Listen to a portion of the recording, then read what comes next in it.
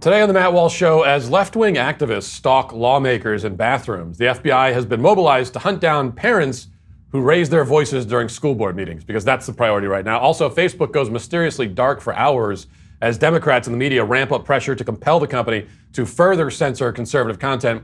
And a new report shows how the United States has the strictest mask guidelines for children in the entire world. Plus, a trans activist tries to get a fast food employee fired for misgendering in one of the most vicious cancel culture campaigns we've seen yet. We'll talk about that and much more today on the Matt Walsh Show.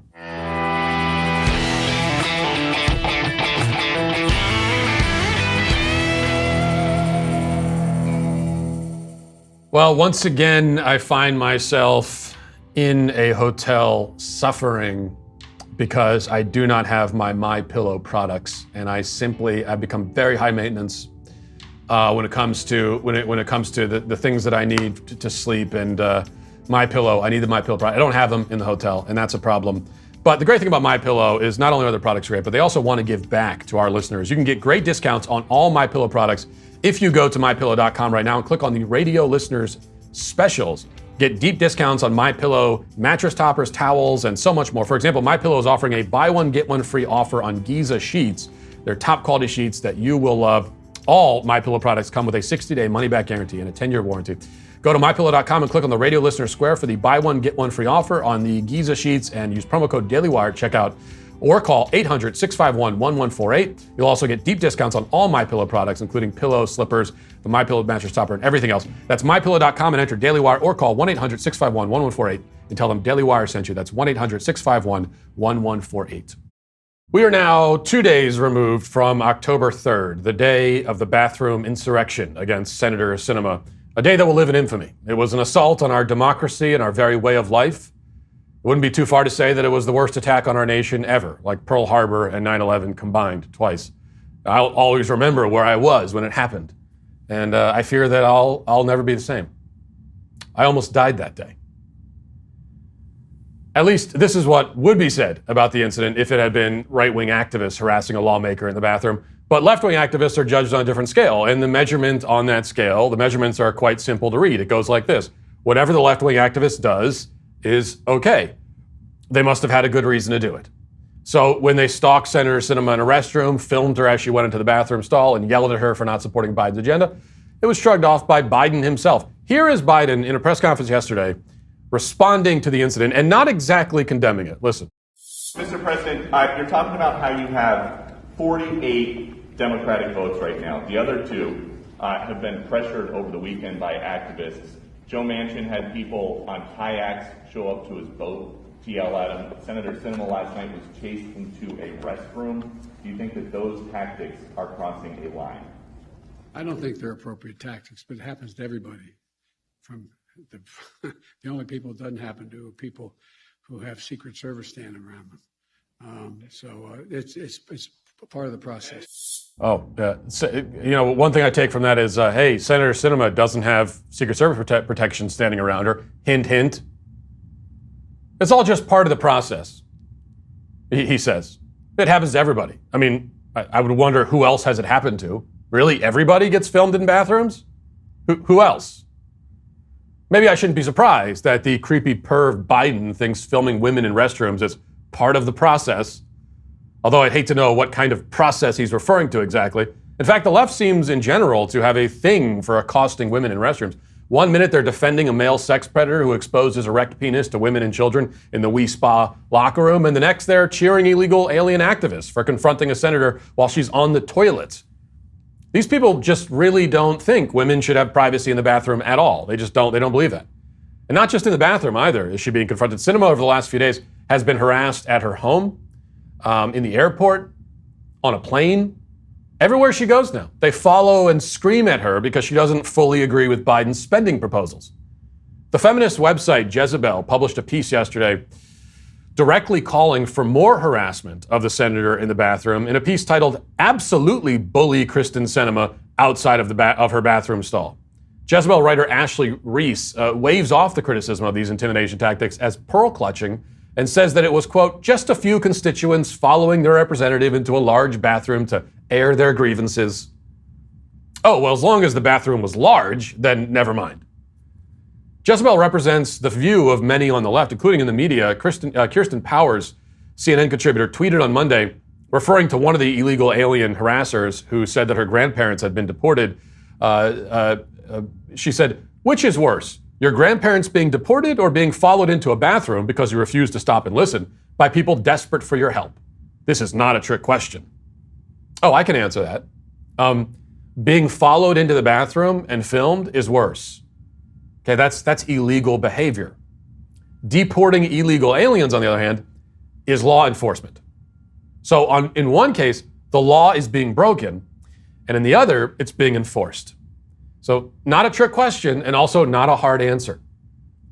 But as we've seen, the left views the law as a rather blurry and subjective line, and they have good reason to see it that way. I mean, if they're acting on behalf of their ideology, they know that they're empowered to do basically whatever they want. They can film senators in the bathroom. They can show up with bullhorns to people's homes in the middle of the night.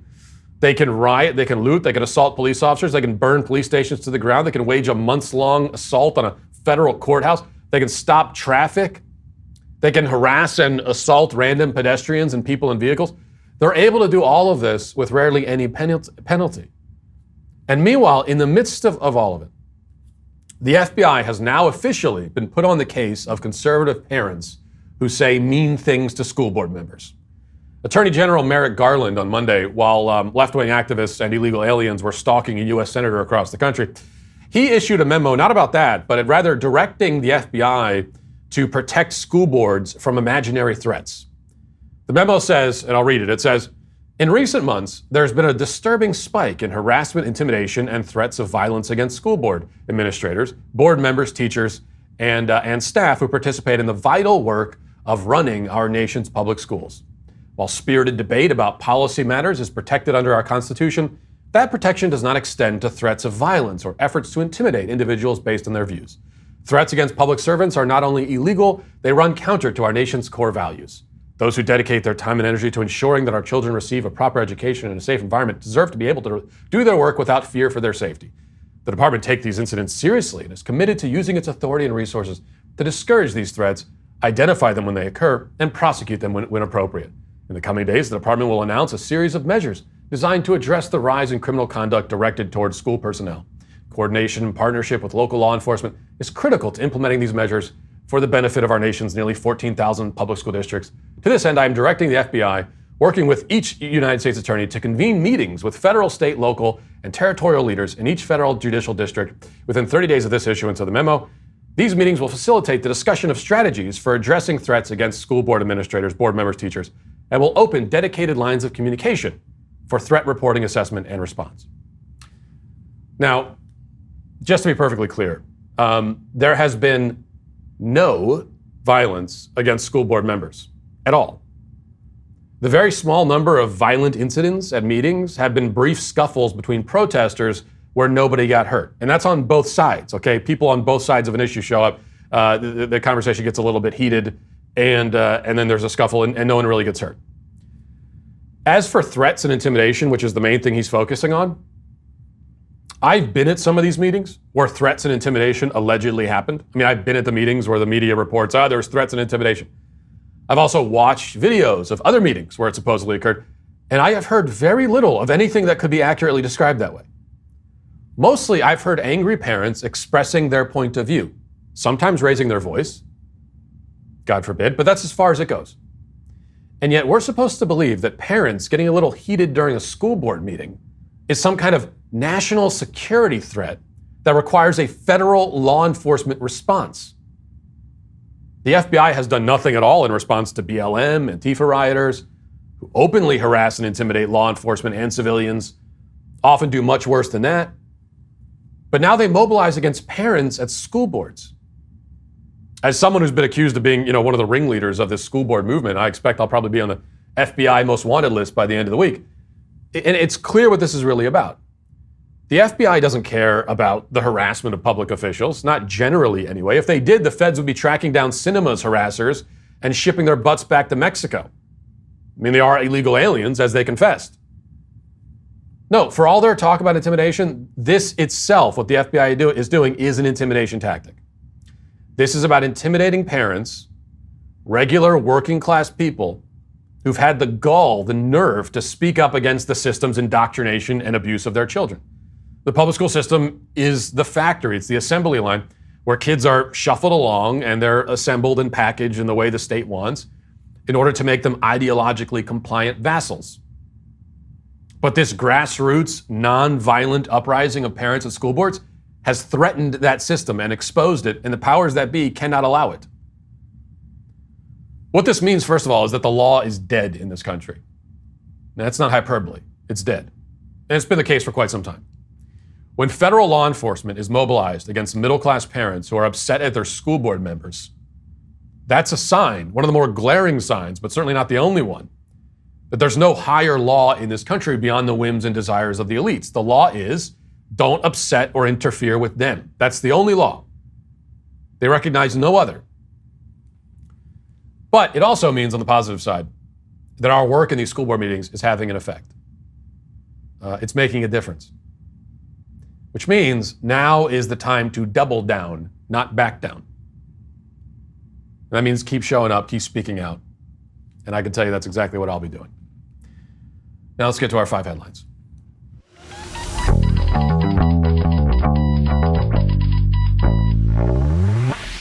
Now, a word from Relief Band. Did you know that 1/3 of Americans regularly suffer from nausea? And I am one of those sufferers. It's just one of the many victim groups I belong to. Also, as a colorblind American, as an American who suffers from allergies, I have all those bases covered. But nausea is no joke. And if you're looking for a better solution to keeping nausea out of your life, you got to check out Relief Band. Relief Band is the #1 FDA-cleared anti-nausea wristband that's been clinically proven to quickly relieve and effectively prevent nausea and vomiting associated with motion sickness, anxiety, migraines, hangovers, morning sickness, chemotherapy, and so much more. The product is 100% drug-free. That also means that there's no side effects. It's non-drowsy. That's the best thing about it, I think, and it's very effective. Relief Band is the only over-the-counter wearable device that's been used in hospitals and oncology clinics to treat nausea and vomiting. And if you know someone who deals with nausea, or if you deal with it yourself, then you need to get Relief Band. As the world's opening back up, don't let the fear of nausea keep you on the sidelines. Right now, Relief Band has an exclusive offer just for my listeners. If you go to reliefband.com and use promo code Walsh, you'll receive 20% off, plus free shipping and a no questions asked 30-day money-back guarantee. So head to reliefband.com and use our promo code Walsh for 20% off. So just wrapping things up here in Wisconsin. I'm in Milwaukee right now, and we spoke at, I was at Wisconsin Whitewater University yesterday, and it was a great event, great turnout, and all of that was wonderful. There is this weird, coincidence. I mean, I'm sure it's just a coincidence, but I find this very often in the speeches that I give at universities. Very often they end up having, incidentally, these weird problems with their air conditioning, and so quite often I find myself in rooms where and there's 250 people packed in there, and the air conditioning's not working.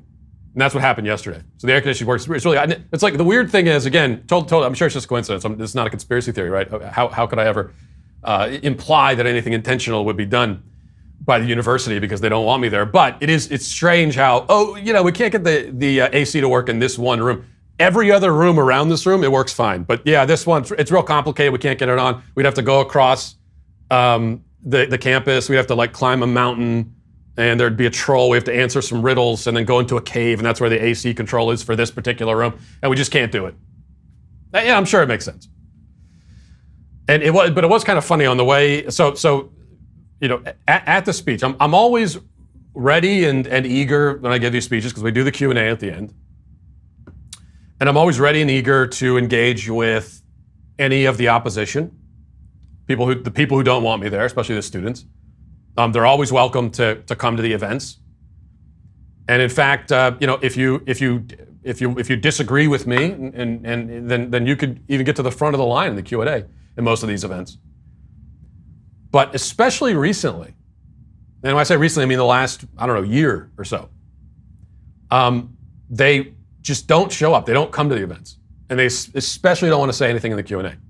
But they will stand outside. So there was, I guess, the LGBT group on campus at Wisconsin Whitewater.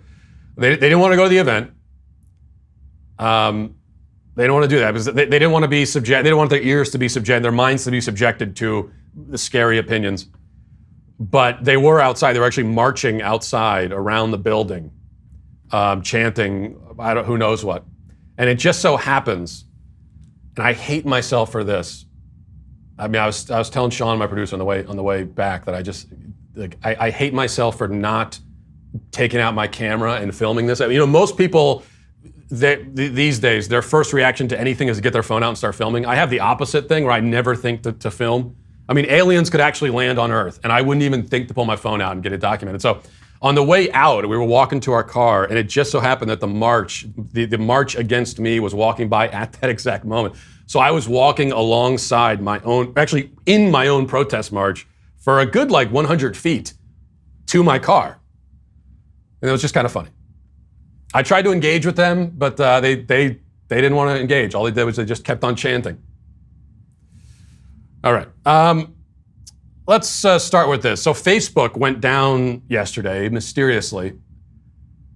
Very, very odd timing. First of all, for a website like Facebook, to go down for hours, I mean, this was 5 or 6 hours it was down, is already pretty unusual. I think this is the longest outage Facebook has ever had, I'm pretty sure. But it happened right when they were under attack from the media and the left for not properly suppressing conservative content. I haven't quite worked out what the conspiracy theory should be for this. It seems intuitively obvious that there's probably some kind of connection. I mean, that's a hell. They have their worst outage right at the moment when they're getting the worst PR. Interesting. But I'll let someone else fill in the blanks. What's the connection? Let's have fun with the conspiracy there. I haven't been able to think much about that. I haven't put it all together. But Facebook went out, along with Instagram and all their other, WhatsApp and all the other apps that they own, right as this pressure campaign is mounting, and there's going to be testimony on Capitol Hill, I believe today, about Facebook. But we have to keep something in mind, like I said yesterday, starting the show in the opening monologue. A lot of conservatives, I'd say probably all of us, even if we use Facebook, we're still not big fans of Facebook. We're critics of, I certainly am a critic of big tech in general. But the left, when they're going after big tech and going after Facebook especially, it's not for the same reason. So this is not an enemy of my enemies situation where we can link arms together and work on this project of trying to take down Facebook. And that was made obvious. I mean, if you listen to what the media has been saying about this, it's very obvious. Here's just one clip. This is MSNBC and Claire McCaskill talking about the problem that they see with Facebook yesterday. Watch.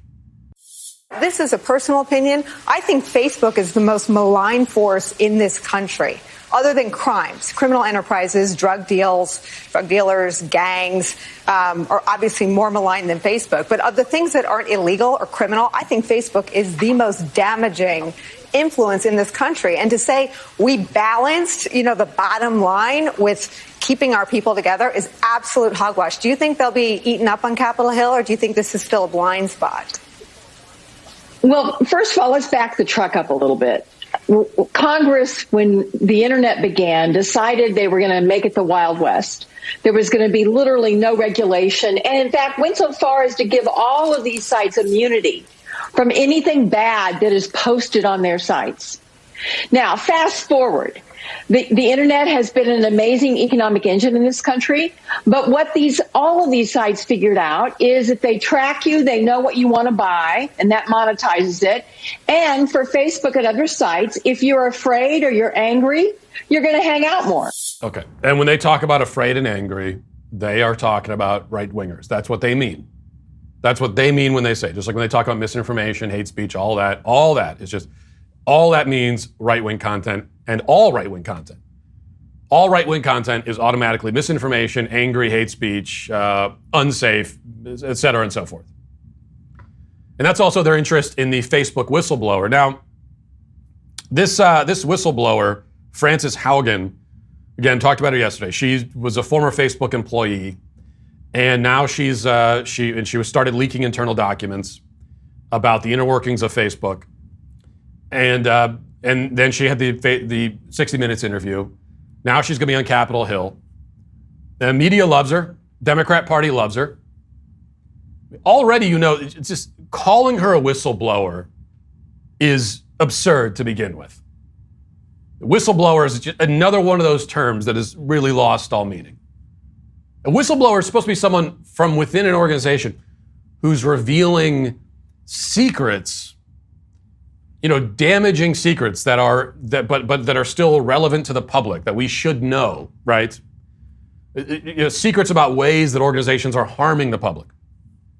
Now, I don't doubt that Facebook harms the public, but not in the ways that these people say.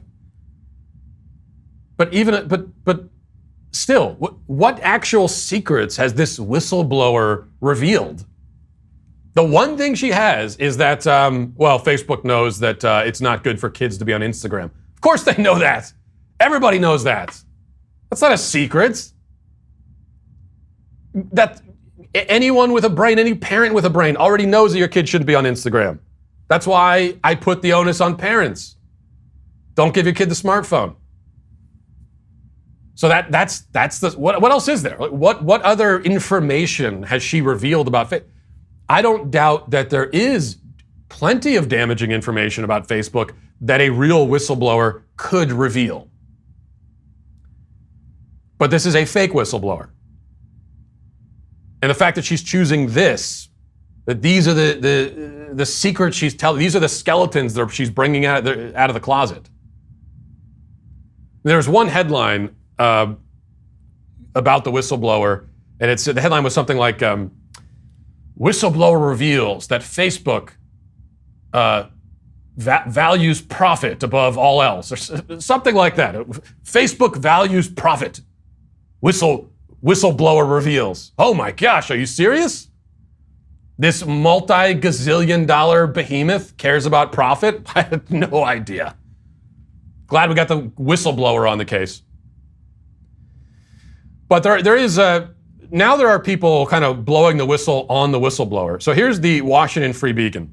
It says the Facebook whistleblower who revealed herself in a 60 Minutes interview is getting strategic communications guidance from a top Democratic operative, according to a source with direct knowledge of the relationship, which was confirmed by another half dozen sources with indirect knowledge of the partnership. Frances Haugen, the former Facebook employee, is working with the political consultant and former Obama administration Deputy Press Secretary Bill Burton and his consulting firm Bryson Gillette. It is unclear when Haugen's relationship with Burton and Bryson Gillette began, how big her communications team is, and whether it includes other political operatives. But Burton is now deeply integrated with an emerging infrastructure on the left, comprised of individuals and organizations, including the nonprofit Center for Humane Technology, seeking to press Facebook to more aggressively police political content. And then if you look at the executive board of this Bryson Gillette organization, which I have, you see nothing but former Obama administration officials, people who have worked on Elizabeth Warren's campaign, nothing but Democrat operatives. So she's got this Democratic operative firm, this Democratic PR firm that she's teaming up with to reveal these secrets about Facebook that are not secrets at all. If it wasn't obvious by now what's really going on here, hopefully it is now. So I say again, I understand that conservatives don't like Facebook, but you have to understand that the corporate media is attacking them because the corporate media wants to be the sole gatekeepers deciding what you're told and who tells it. So if you are locking arms with them, it is to your detriment.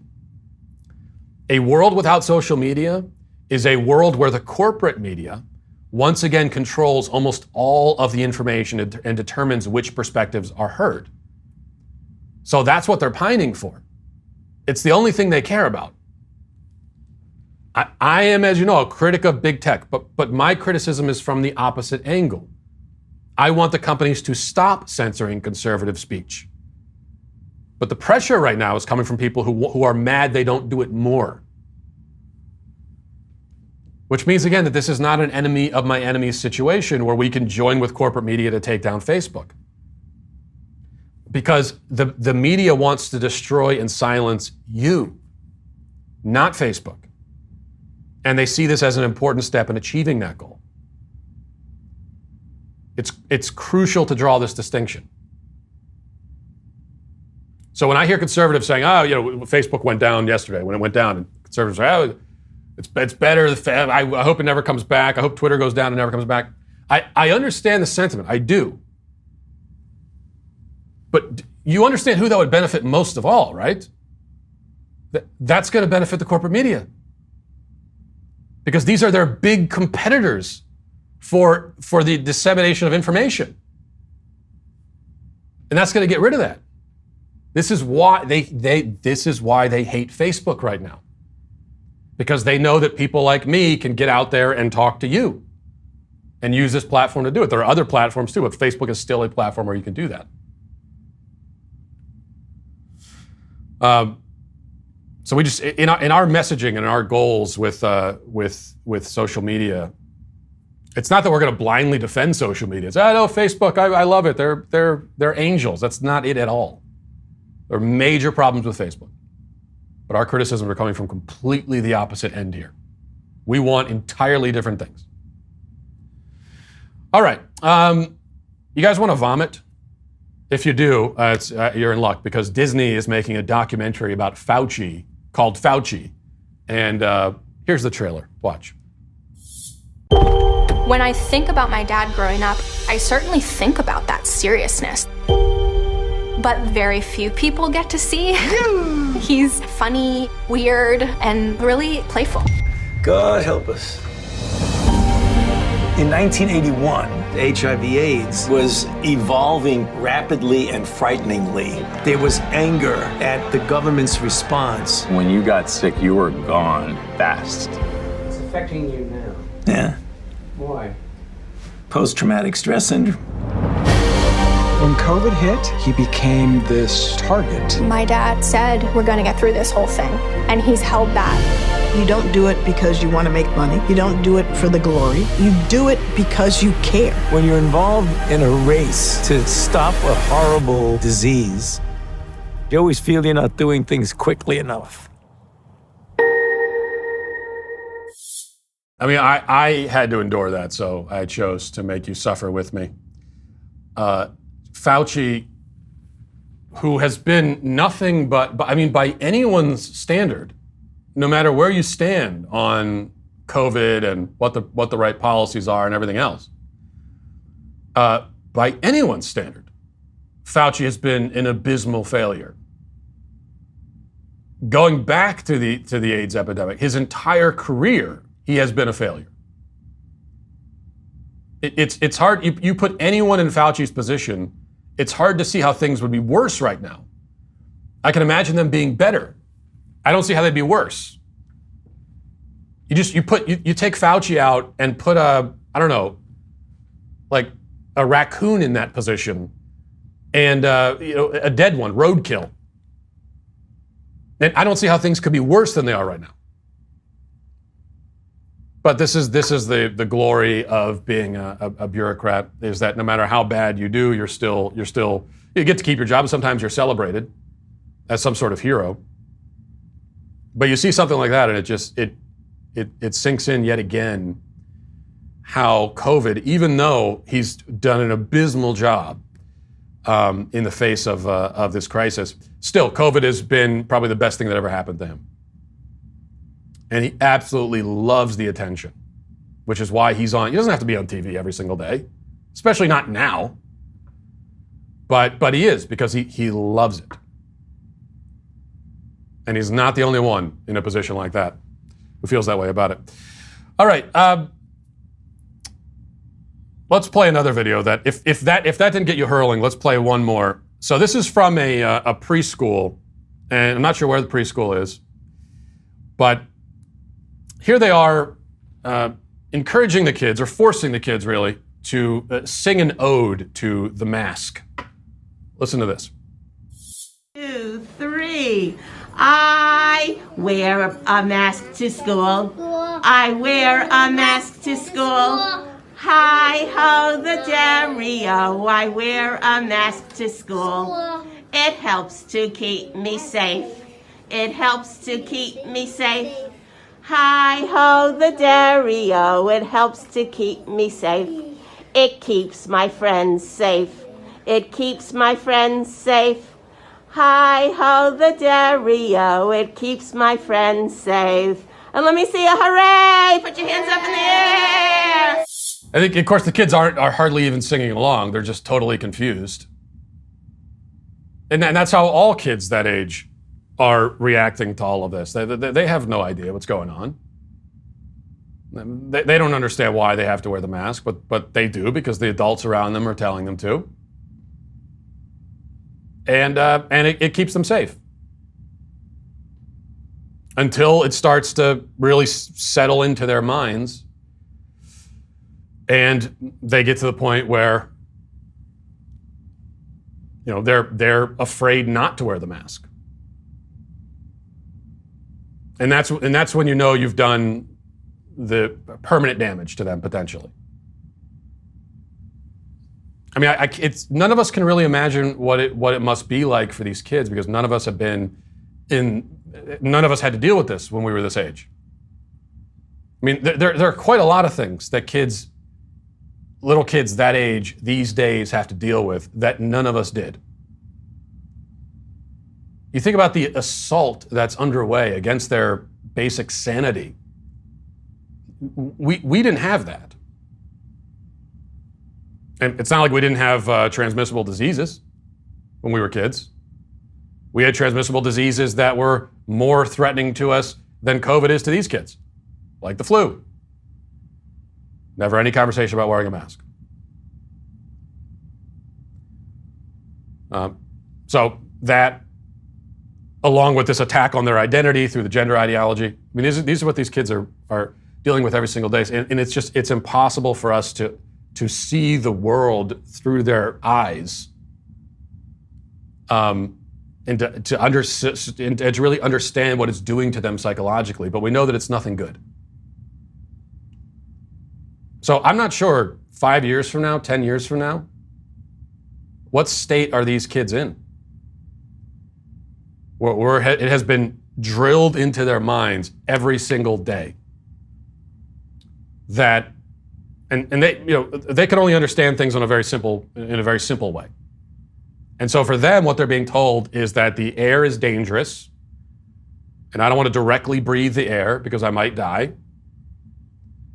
And I don't want to directly breathe around other people. I might kill them or they might kill me. And this is drilled into their heads, even in the form of these cultish sing-alongs, every single day. Even when the mask thing goes away, if it ever does. What effect does that have on kids? Where are kids psychologically after that? Well, we have no idea. They're guinea pigs. So we'll check back in 10 years and see what kind of damage it did them. Whatever it is, we know it's going to be pretty significant. And related to that, this is from the New York Post. It says the United States' strict mask guidance for kids goes against policies across much of the globe. The U.S. Centers for Disease Control and Prevention advises masking for all school kids 2 and older. That's earlier than the World Health Organization, European Union, and United Kingdom. A professor of medicine at Stanford University said kids need to see faces. Youngsters watch people's mouths to learn to speak, read, and understand emotions, he said. We have this idea, this again is from this professor. We have this idea that this disease is so bad that we must adopt any means necessary to stop it from spreading. It's not that masks in school have no cost, they actually do have substantial costs. Now, I seem to remember someone making this exact point at a school board meeting in a speech about how kids need to see each other's faces and they need to see their teachers' faces and see their lips moving in order to learn to read and to speak properly. I remember someone making that point. Oh yeah, I think it was me. And I was told that this is anti-scientific, that it's absurd, that it's a conspiracy theory. And yet this is exactly why most countries around the globe are not putting masks on kids at this age. The UK no longer advises masking for students or staff at all. England recommends against masking for anyone younger than 3 for health and safety reasons. The European Center for Disease Prevention and Control advises masking when feasible for those older than 12, but recommends against masking for primary school students. The WHO advises children 5 and under should never be required to mask. the UN agency says, quote, "This is based on the safety and overall interest of the child and the capacity to appropriately use a mask with minimal assistance." And so those are countries around the globe, health organizations. And yet, if you here in America were to say what the World Health Organization says, or to, side with the public health authorities, so-called, in any other nation around the globe, it'll be tagged as misinformation. Because apparently we are human beings, right? It turns out. And our kids are human beings. And I know that's something that hasn't dawned on a lot of leftists especially. But our kids are human beings. And as human beings, there's more to your existence than just your physical safety. There's a lot more that goes into life. And there's a lot more that needs to be protected and fostered. And so when you say the only thing that matters is just physical safety and that's it, you're making a choice. You're making a sacrifice. And obviously that sacrifice is not always going to be worth it. All right. I don't know if you care about this story at all, but we talked briefly about the controversy surrounding the Ravens and their game against Denver on Sunday, when they were up by 2 scores with 3 seconds left in the game. And rather than take a knee and end it, they ran for another play to try to get an NFL rushing record. Anyway, people, especially in sports media, this has been a topic of conversation. And people have been very mad about this. And so is Denver's coach, Vic Fangio, who, if you don't follow football, you might not realize that this is very rare for a coach to say what you're going to hear him say, attacking another coach in this way and in these terms. But here's what he had to say about that. Listen to this. Did you have a problem with the last play that Baltimore ran? Yeah, I thought it was kind of bullshit, but I expected it from them. I've 37 years in pro ball. I've never seen anything like that. So, but it was to be expected, and we expected it. Why did you expect it from them? Because I just know how they operate. That's just their, mode of operation there. Player safety is secondary. Was that something anybody even really talked about, that they had 42 straight or whatever the number was, 100-yard games? And we didn't talk about it during the week, but I'm sure the players were aware of it. You guys made them well aware of it. That's just embarrassing. Imagine being a professional head coach and you're crying on camera because you lost to another team and they weren't merciful enough with you. But I see this as part of the trend, and you see it in football. You see it probably in every sport. Football is the main one that I follow, so I can speak to that. But where we're taking the competitive, little by little, you're chipping away from the competitive spirit of the sport.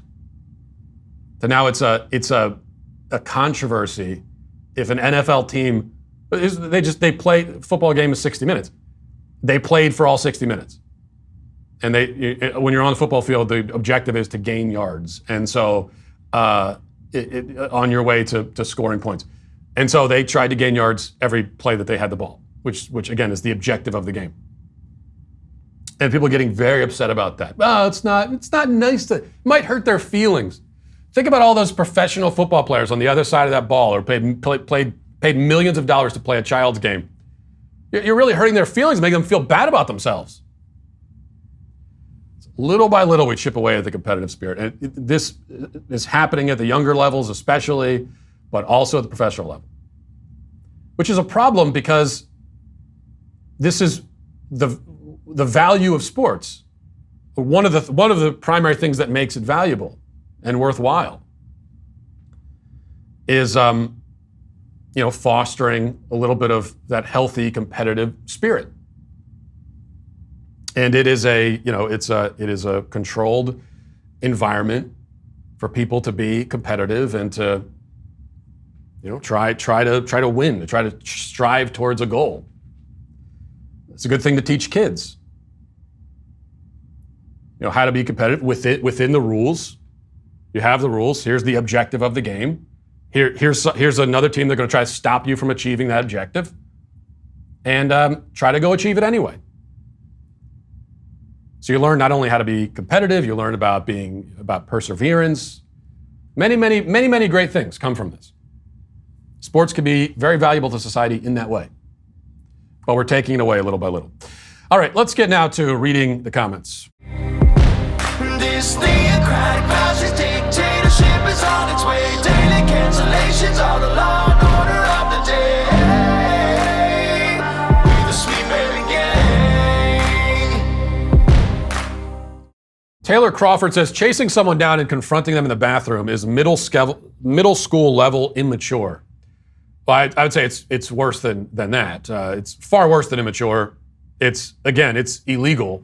And somehow that the fact that it's illegal to film someone in a bathroom without their consent, that has somehow been lost in this conversation. That we haven't even been asking that. Like, are these girls gonna be charged with a crime because they did commit a crime?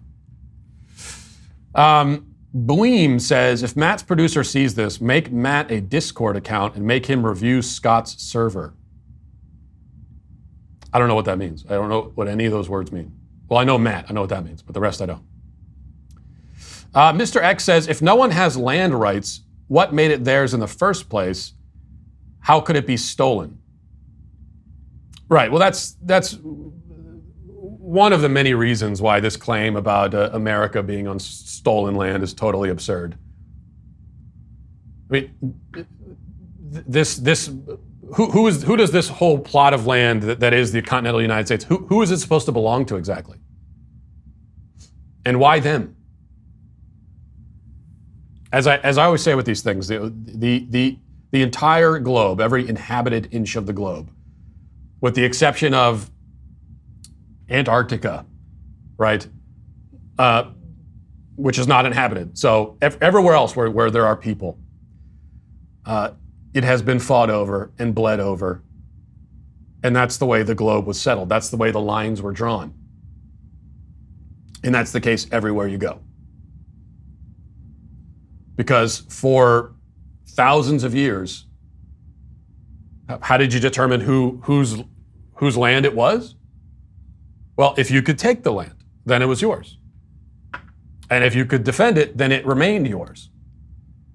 If you couldn't take it, then it wasn't yours. And if you couldn't defend it, then it wasn't yours. That's how these things were settled. So that's really the answer to the question. Who has the land rights? Well, whoever could take it and defend it had it. That's it. And that's the rule that everybody abided by. And you know what? It's still the rule today. I mean, if China decides they want to invade the United States and we're not able to stop them and they just take it over, I don't quite see that happening yet. We're not quite at that point. Maybe sometime in the future, unfortunately. But if they do, then they do. They take it. I mean, we could sit there all we want and try to appeal to some higher authority which says that this land is supposed to belong to us. But practically speaking, it belongs to whoever can take it. That was certainly the way of the world for thousands of years. Certainly the way Native American tribes functioned. And even today, although we feel insulated from some of these realities, some of these more brutal realities of life, that insulation is mostly a figment of our imagination. And it's a lot more tenuous than we think. Thomas says, Matt, on the cell phone discussion, I think that a broader point I heard this past Sunday applies. Maybe we stopped disciplining our kids around the time that we stopped disciplining ourselves. Yeah, and when we talk about the fact that kids are allowed to be on their cell phones and parents give cell phones to their kids and let them play on their cell phones all day, yeah, that's an important point here. And that's one of the big reasons why parents do this is because the parents themselves want to be able to be on their phone. You know, that's probably the primary motivation. I think it's two things. For parents that, will give a smartphone with internet access to their 10-year-old, there are two things that motivate it. One is, well, it's just what people do, and it's what all his friends do. And the other is, hey, I want to be able to watch TV or be on my phone. And if my kid is, then that means they're not bothering me. So I think you're exactly right about that. And Elf Princess says, Matt, I'm going to counter your tie complaint with 2 words, high heels. Yeah, I don't buy that. Sorry, Elf Princess. Because you don't have to wear high heels. I don't want to hear complaints about high heels. That's true. I don't envy that at all. I don't understand, even in terms of physics, how that works, how you walk in those. It seems to defy the laws of science. But you don't have to wear. When was the last time you were at an event where you had to wear high heels? Okay, no. You go if you go to a formal event. The rule is you have to wear some kind of formal foot attire. But you have many options, and that's the privilege that women have. They have many options for what they can wear in these kinds of situations. For men, yeah, we can wear just normal dress shoes, but we have to wear the suit. We don't have that choice. We do not have bodily autonomy in those situations. Okay, so we're the victims, is my point. Well, this podcast is brought to you today by another podcast, and that is the Jordan Harbinger Show. Listen, if you're sick and tired of the subpar slop that passes for most podcasts today, including especially this one that I'm recording in a damned hotel, then you got to check out the Jordan Harbinger Show. It's a podcast that you should definitely check out since you're a fan of high-quality, fascinating podcasts hosted by interesting people. I can only assume you're a fan of those kind of podcasts. I don't really know because you're watching this show, after all. The show covers such a wide range of topics through weekly interviews with hard-hitting guests, and there are tons of episodes you'll find interesting since you're a fan of this show. I'd recommend our listeners check out his episodes with Brian Keating and Tony Hawk. There's an episode for everyone, though, no matter what you're into. The show covers stories like how a professional art forger somehow made millions of dollars while being chased by the feds and the mafia. Lots of really interesting stories there. The podcast covers a lot, but one constant is his ability to pull useful pieces of advice from his guests. We really enjoy his show, and we think you will as well. There's just so much there to enjoy. So check out jordanharbinger.com/start for some episode recommendations, or search for The Jordan Harbinger Show. That's HARB as in boy, IN as in Nancy, GER on Apple Podcasts, Spotify, or wherever you listen to podcasts. But wait, there's more. Here's another podcast you should be listening to instead of mine. Legacy Media has dominated the podcast world until now. Our newest podcast, Morning Wire, is here to bring you the facts to start your day. It's the only daily news podcast that values your time and the truth. And while we're working overtime to bring you the news you need to know, we need your help to keep the facts trending towards number one. So subscribe and start listening now to Morning Wire on Apple, Spotify, or wherever you listen to podcasts, and leave a 5-star review if you like what you hear. I think my podcast has the record for including the most advertisements for other podcasts. And I'm proud of that. But check out Morning Wire. Let's get now to our daily cancellation. Today we turn to a vile, disgusting scumbag who goes by the name Eden Torres. Now I'm coming on kind of strong right in the opening, but hopefully you'll understand why as we proceed here. Eden Torres is a quote-unquote trans woman that is a biological male and a trans activist. And when I say trans activist, I mean that Torres is a vicious, soulless bully who gets off on shaming and harassing people and does it all under the guise of activism. This is how most trans activists work. Left-wing activists in general tend to be callous and ruthless and pathologically self-centered, as we've seen, but all of the absolute worst tendencies of left-wing activism are brought together and consolidated among trans activists. Eden Torres is a prime example. Torres, who is a male, went to a Sonic drive-in recently. Now, for normal people, a trip to a fast food drive-thru has only one purpose. The most obvious one is, to get food and eat it, and then pay the price, intestinally speaking, later.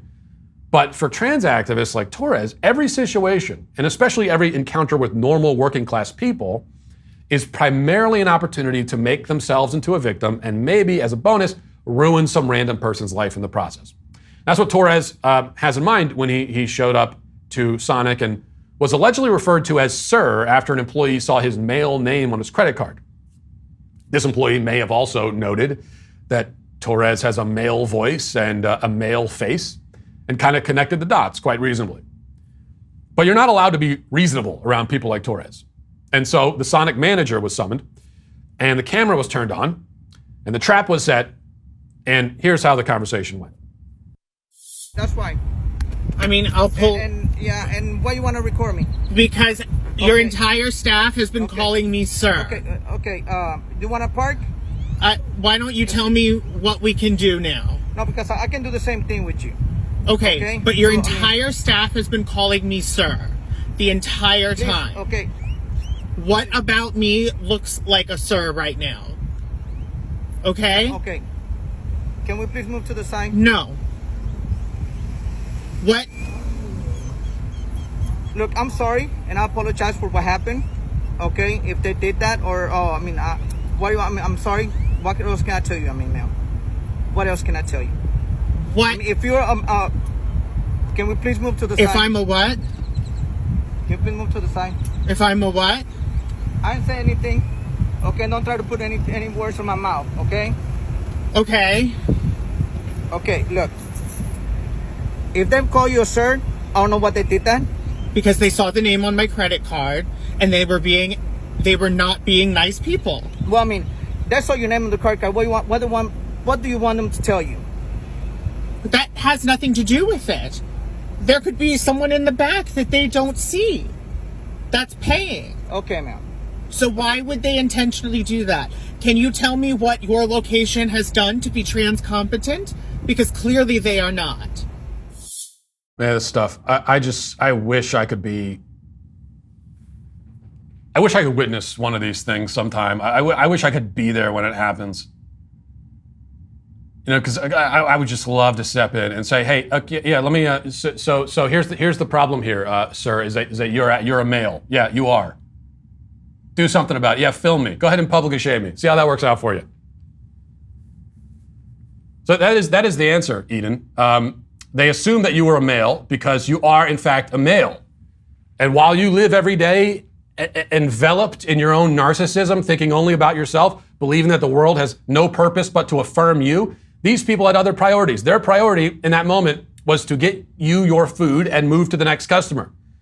And that ultimately is the great sin they committed as far as you're concerned. They didn't bow before you and treat you like the god, or I guess goddess, that you think you are. Now, this exchange with the manager went on for several minutes, and let's see how it ended, because it's kind of funny. Watch this. Why does it matter? Oh, it doesn't matter to you. But to me, I'm a male. Okay? Okay. So, what are you? So I can call you a sir or ma'am. What are you? What would you assume looking at me? What are you? What would you assume looking at me? I assume that you're a man. Okay? Okay? Thank you. Whatever. Now, there's a very funny moment there that you miss if you're only listening to the audio, but Eden asks the manager what sex the manager would assume Eden is by looking at him, and the manager says, well, I'd assume you're a man. He was asked a question and he answered it, and then Eden turns the camera around to his face, and I guess we're supposed to see his face and say, well, that's absurd, that's clearly a woman, but instead the face only affirms the manager's response. A response that he gave because Torres again asked for it. So you see how one trap after another is set up. The victim, and the victim, by this I mean the manager, is baited and baited, all while he tries his best to be polite and accommodating. But mere politeness, mere accommodation is not enough. Unquestioned, immediate, submissive affirmation is the only thing that Torres will accept. Anything less is a transphobic assault. Torres, of course, went on to publish all these videos and tag Sonic in an attempt to get the poor guy fired. Sonic responded yesterday afternoon saying, quote, Eden, we have a strict anti-discrimination policy and take this very seriously. We launched an immediate investigation into the incident, and we have reached out to you via TikTok to gather more information needed to complete the investigation. Please feel free to DM us here. I wish Sonic said something like, sir, we don't tolerate discrimination here, sir. Now, it's not clear if the manager will be fired, but the recent history that we've seen with these incidents would suggest that his chances of remaining employed are pretty slim. A corporation like Sonic, they could tell Torres to get lost. Even better, they could condemn his actions and his bullying of their employee and then tell him to get lost. But instead, they'll probably just cave to his demands. As for the videos, they demonstrate an important point. That gender ideology, more than any other leftist doctrine, is spread and propagated by force. What you're witnessing in videos like this is a modern form of forced conversion. Gender activists compel normal people to affirm their doctrines under threat of public shaming, loss of income, or violence, or all three in some cases. In a forced conversion centuries ago, or even today in some parts of the world, you may have been coerced into affirming a religious doctrine under threat of being burned at the stake. Now you're coerced into affirming the doctrines of the gender cult under threat of having everything else in your life, aside from your physical body, incinerated. Trans activists are basically what your public school history teacher told you the Inquisitors were. The difference is that the Inquisition has been caricatured. I mean, it was far more defensible than modern day cancel culture is, especially the cancel campaigns waged by trans activists. Also, in this Inquisition of today, the Inquisitors are not trying to coerce a belief in or submission to any sort of eternal celestial God. Rather, they themselves are the gods. At least that's what they believe, and they want us to believe, or pretend we do. All while posturing as the victim in an exchange that they instigate with someone who does not want to be a part of it. That's how the game works. And it is repulsive. And that's why today, Eden Torres, the miserable scumbag, is canceled with a vengeance. And we'll leave it there. Thanks for watching. Thanks for listening. Have a great day. Godspeed.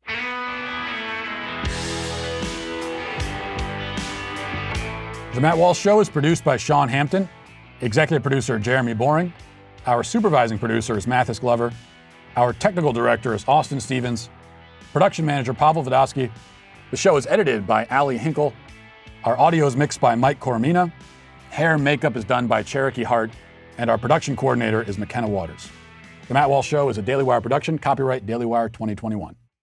Today on The Ben Shapiro Show, Joe Biden makes excuses for protesters following a Democratic senator into a bathroom, while the media prepare a full frontal assault on Facebook in order to suppress conservative information.